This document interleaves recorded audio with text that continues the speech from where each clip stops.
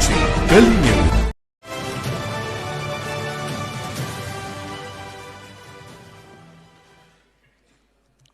आदरणीय माननीय पवार साहब, सुप्रिया जी जब बोल रही थी तो उन्होंने बहुत लंबी ताई लिस्ट दी थी, तो मैं हर ताई को आज सादर प्रणाम करता हूँ। भाइयों बहनों, आज जब मैं यहाँ पुणे आ रहा था, हालांकि हम लोग खंडाला में बहुत रहते हैं, लेकिन पुणे आने का ज़रा कम चांस मिलता है, तो ऐसा लगा कि ये शहर तो रोज़ बरोज़ बड़े से बड़ा होता जा रहा है, अच्छे से अच्छा होता जा रहा है। और इससे मुझे याद आया कि बहुत बरस पहले मैं बारामती गया था, पवार साहब ने बुलाया था हम लोगों को वहाँ, और जब मैं उस शहर में कार में एंटर हुआ तो जैसे ही दाखिल हुआ उसमें, तो मुझे लगा मैं कोई दूसरी जगह आ गया हूँ। वहाँ की सड़क, वहाँ के मकान, वहाँ के खेत, वहाँ पर छोटे छोटे मकानों के आगे बंधे हुए जर्सी गाय, जिस तरह से वहाँ इरिगेशन हो रहा था, वहाँ का डेयरी फार्म, वहाँ का स्कूल, वहाँ के हॉस्टल्स। तो जब मैं वहाँ से वापस दिन भर घूम के जा रहा था, तो मैंने पवार साहब से कहा कि मैं यहाँ से बहुत दुखी जा रहा हूँ। तो उन्हें अजीब सा लगा कि ऐसा क्यों कह रहा हूँ मैं। कहा मुझे दुख ये है कि हिंदुस्तान की हर कॉन्स्टिट्यूएंसी के पास आप जैसा एक लीडर क्यों नहीं। मैं उनका और सुप्रिया जी का बहुत आभार प्रकट करता हूँ कि उन्होंने मुझे यहाँ बुलाया। उसकी वजह यह है, बहुत सी वजहों के साथ एक वजह यह भी है कि मैं जानता हूँ कि भविष्य जो है वो महिलाओं का है और जीतने वालों के साथ रहना चाहिए, तो मैं हूँ यहाँ। ये बात मेरा विश्वास है कि ऐसा ही है। दुनिया में कोई किसी को कोई स्थान, कोई सम्मान, कोई पावर, कोई शक्ति थाली में सजा के नहीं देता है, और ना आपको ये थाली में सजा के कोई देने वाला है। लेकिन ऐसा होना है, ऐसा ही होगा। ये पोइटिक जस्टिस नहीं है कि इतने दिनों नारी जाति का ये हाल रहा तो अब सेकेंड हाफ में पिक्चर बदल जाए, वो नहीं बजे है। ये एक बड़ी लॉजिकल चीज है कि ये होने वाला है। दुनिया की दो रियलिटीज हैं जिनका ऐसे आप देखें तो कोई संबंध नहीं है, ये बिल्कुल अलग अलग हैं। एक कि हजारों साल तक बहुत सारी वजहों से, जिसे आप भी समझते हैं, हम भी समझते हैं, नारी जाति को बहुत कम जगह समाज में मिली। वो बाहर नहीं जा सकी, दूर तक नहीं जा सकी। तो जब देखने को कम हो तो कम में ज्यादा देखने की आंख बन जाती है। एक डिटेलिंग, आज हॉलीवुड में भी कंटिन्यूटी गर्ल होती है, कंटिन्यूटी बॉय नहीं होता, इसलिए कि उस लड़की की आंख जो डिटेल देख लेगी कि कहाँ क्या कम हो गया, क्या गलत हो गया, वो पुरुष की आंख नहीं देख सकती, उसे डिटेल की समझ। दूसरे एक और रियलिटी है जिसका इस बात से कोई संबंध नहीं था। टेक्नोलॉजी इंसान को एक ऐसी जगह ले आई है जहां सिर्फ डिटेल है। होता क्या है कि चाहे आप कोई पकवान बना रहे हो, आप कोई कपड़ा सी रहे हो, आप कोई कहानी लिख रहे हो, आप कोई बिल्डिंग बना रहे हो, हर काम शुरू होता है बोल्ड स्ट्रोक से। पिलर बनाए हैं, फ्लोर्स बनाए हैं, लेकिन जैसे जैसे बिल्डिंग कंप्लीट होना शुरू होती है उसमें डिटेल आती है। यहाँ शीशे की खिड़की लगेगी, उसमें स्क्रू ऐसा होगा, यहाँ वॉल पे ये पेंट होगा, ये वॉल स्मूथ होनी। धीरे धीरे जब भी जो भी काम हो, खाना जब आप बनाती है तो सब्जी काट रही है, डाल दिया, फिर धीरे धीरे जब वो पकती है उसे आप प्लेट में रखते हैं तो कैसे सजाते, आहिस्ता आहिस्ता डिटेल आने लगती हर चीज। आज साइंस ने तरक्की कर ली है कि वॉर भी फेदर टच बटन से लड़ी जाती है। तो वो जो ब्रॉन का, जो फिजिकल पावर का एडवांटेज पुरुष का था, वो तो जा चुका। कि कभी वो जहाज के चप्पू चलाता था, कभी घोड़ों पे बैठ के दूसरे मुल्कों में युद्ध करने चला जाता, तो वो सब खत्म हो गया। अब डिटेल और नुएंसेस चाहिए, और अननोइंगली, अनजाने में ये समाज कई हजार साल से इस औरत को इस काम के लिए तैयार कर रहा था। ये दो चीजें धीरे धीरे मिल रही हैं। आज आप जाइए मिनिस्ट्रीज में, मैं क्योंकि कुछ कॉपीराइट वगैरह का काम करता हूँ, एक IPRS एसोसिएशन है जिसका मैं चेयरमैन हूँ, तो मुझे जाना पड़ता है कुछ मिनिस्ट्रीज में। कई बार ऐसा हुआ कि उन्होंने कहा जी वो सेक्रेटरी हैं और जॉइंट सेक्रेटरी हैं और डिप्टी सेक्रेटरी, तीनों से आपको एक साथ मिलना पड़ेगा। तो मैं चला गया, तो वहाँ 3 महिलाएं बैठी हुई। आज हर मिनिस्ट्री आपको भरी हुई दिखेगी औरतों से। कॉर्पोरेट वर्ल्ड में चली जाइए, आज वो गवर्निंग बोर्ड पे अभी नहीं है, वो लास्ट ग्लास सीलिंग है जो टूटने वाली है और टूटेगी। लेकिन आज आपको हैरत नहीं होती कि CEO कोई औरत है, आज से 25 साल पहले होती थी। भरी हुई है। और एक फर्क है, मैं जाता हूं कभी किसी ऑफिस में तो देखता हूं कि लड़की सड़क हॉल को क्रॉस कर रही है पेपर हाथ में लिए हुए, उसकी चाल में एक बाउंस है, उसकी चाल में एक शक्ति दिखती, मुझे शौक दिखता है काम का।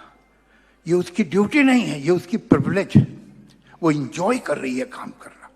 उसके मुकाबले में उधर से वो जो लड़का आता है वो थका हुआ है, उसमें वो एनर्जी नहीं है, उसके लिए कोई बड़ी बात ही नहीं है, बरसों से हो रहा है या फिर करना पड़ रहा है, कर रहा है। उसने बंधन तोड़े नहीं है, इसने ये बंधन तोड़ के निकली है। और जब बंधन कोई तोड़ के निकलता है तो उसमें एक शक्ति होती है, वो शक्ति दिखाई देती है। तो आने वाला युग जैसे एक ग्रीक सिविलाइजेशन थी, रोमन सिविलाइजेशन थी, इजिप्शियन सिविलाइजेशन थी, मिंग सिविलाइजेशन थी, वक्त के साथ वो बिखर गई। ये 5-6 हजार साल का सिविलाइजेशन है, मैन सिविलाइजेशन। अब उसके बिखरने का समय आ गया है और वो बिखरना शुरू हो चुकी है, और उसकी जगह वुमन सिविलाइजेशन अब अपीयर होगी।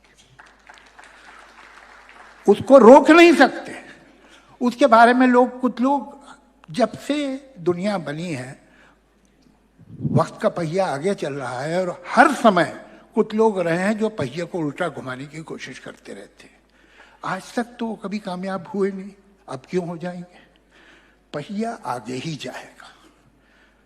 लेकिन इसके मतलब नहीं कि हम पहिए को धक्का न दें। सवाल यह है कि हम क्या कर सकते हैं, और खासतौर से एक महिला इसके लिए क्या कर सकती है। बहुत दूर तक आए हैं, बहुत दूर तक जाना है, अभी रास्ता आधा भी नहीं कटा है, इसमें खुश नहीं हो जाना चाहिए। मुझे याद पड़ता है कि चाइना में एक चिकन बनाने की डिश है। वो क्या करते हैं कि जैसे ही अंडे से चूजा निकला, उसको एक लकड़ी के केस में बिठा देते हैं और फिर मेवा खिलाते हैं। फिर वो धीरे धीरे मोटा होने लगता है, फंसने लगता है उस केस में, तो उससे बड़े केस में बिठाते हैं, फिर उसे मेवा खिलाते रहते हैं, फिर उससे बड़ा, फिर उससे बड़ा, पूरा चिकन हो जाता है मोटा सा। लेकिन वो जिंदगी में हिला नहीं, वो केसेस के अंदर ही रहा है। फिर जब उसे पकाया जाता है तो उसमें हड्डी नहीं होती, पूरे का पूरा चिकन ऐसे ही पिघल जाता है। हम अपनी बेटियों को ऐसे ही पालते हैं, हम उनकी हड्डियां ही नहीं बनने देते।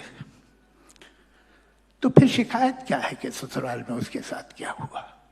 तो शिकायत क्या है कि दुनिया ने उसके साथ कैसा सलूक किया? हमने अपनी बेटी को तैयार किया था दुनिया के लिए, हमने उसे शक्ति दी थी, हमने उसको एम्पावरमेंट दिया था। समाज की ट्रेडिशन ये क्या कहेगा, वो क्या कहेगा, हमारी परंपरा ये है, हमारा रवाज ये है, इस चक्कर में आप अपनी बेटी को पावरफुली नहीं होने देते। कितनी लड़कियां इस समाज में वो बनती हैं जो लड़कियां यहां बैठी आप देख रहे हैं। इनके माता पिता ने इन्हें एम्पावर किया। क्या हम अपनी बेटियों को एम्पावर कर रहे हैं? ये बहुत अहम सवाल है।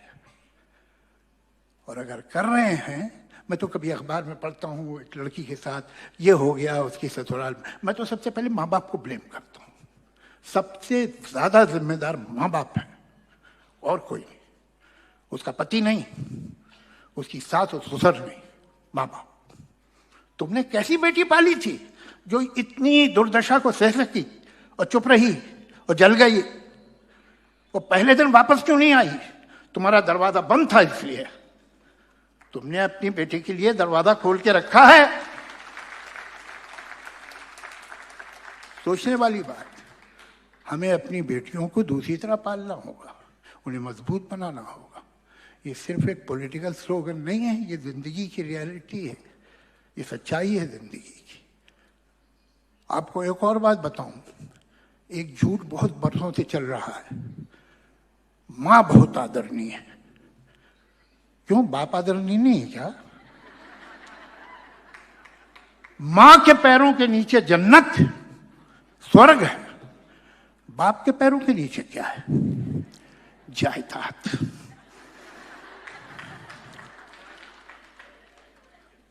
तो मां इस दुनिया में तो आपको कुछ दे नहीं सकती है, स्वर्ग तो कहीं और है अगर है तो, और मेरी मां ने तो है नहीं। ये एक love without respect and respect without empowerment is fake. आप जिससे मोहब्बत करते हैं, अगर आप उसकी इज्जत नहीं करते, आप जिसकी इज्जत करते हैं उसे पावर नहीं देते, तो सब झूठ, सब बहानेबाजी। मां आदरणीय है, बहुत इस पे कहा जाता है, इसकी तो पूजा होनी चाहिए, ये तो देवी है। तो किसकी पूजा नहीं होनी चाहिए? इस सवाल का एक परछाई भी तो है, साया है, वो जो मां नहीं है। और किसकी मां की इज्जत होनी चाहिए? मेरी मां की, और मेरे बच्चों की मां की। और मेरी मां की इज्जत कब से शुरू होनी चाहिए? मैं 17 जनवरी को पैदा हुआ था, 16 जनवरी को आदरणीय थी कि नहीं थी, या 17 को हुई? ये फ्रॉड है। हर औरत की इज्जत होनी चाहिए, मां ही की क्यों? हम इसलिए नहीं कहते कि बाप आदरणीय है, इसलिए कि हर पुरुष आदरणीय है, उसमें कहने वाली क्या बात? यहां हमने एक सेलेक्ट कर ली है और बाकियों को छोड़ दिया। और ये मां भी कमाल क्या है कि ये मां बचपन में, बच्चा वाकई मां से बहुत मोहब्बत करता है, इसलिए कोई देखता है कि मां के साथ क्या हो रहा, और मां से उसका जुड़ा हुआ है नसीब, तो उसे मन में मां के लिए एक प्रेम होता है जो सच्चा, और उसके मन में एक कंपैशन मां के लिए होता है, और ये अरमान होता है कि बड़े होके मैं अपनी मां की सेवा भी करूंगा और उसे दुनिया से बचाऊंगा भी। लेकिन बड़े होके वो मर्द हो जाता है, तो अब उसे दूसरी औरतों पे तो जुल्म करना है ना, तो वो अपनी मां को एक कैरेट बना लेता है और अपनी बीवी के सामने लटका देता है। तुम वैसी दाल नहीं बना सकती हो जैसे मेरी मां बनाती थी। आज तक कोई बहू अपनी सास से बेहतर दाल बना ही नहीं सकी। 4000 साल से हिंदुस्तान में खाने का स्टैंडर्ड नीचे आ रहा है। इस फ्रॉड से बाहर निकलिए। मां देवी नहीं है, इंसान है, और इंसान है तो तुम्हें उसे ह्यूमन राइट्स देने होंगे। देवी बना के उससे सारी सैक्रिफाइसेस मत करवाओ कि तुम्हारा धर्म है हमारे लिए बलिदान देना, और हमारा कोई ऐसा धर्म नहीं है। ये सब इन गलत फहमियों से, इस भ्रम से हमें बाहर निकलना होगा, और बाहर निकलने के लिए बाकी सब तो हो रहा है और बहुत अच्छा हो रहा है, लेकिन ये जो छोटा सा घर है, इसमें आप पर 2 जिम्मेदारियां हैं अगर आप एक सर्टेन उम्र तक पहुंच गई। एक, आपकी बेटी, आप उसे कैसे पालती हैं। दूसरी एक और बेटी है जो आपके हवाले की गई है, आपके शरण में दी गई है, जिसका नाम है आपकी बहू। उससे आपका सलूक क्या है, इससे तय होगा कि जहां तक नारी जाति को पहुंचना है कितने दिन में पहुंचेगी। धन्यवाद। धन्यवाद डॉक्टर साहब, आपने सही कहा, सफर अभी बाकी है।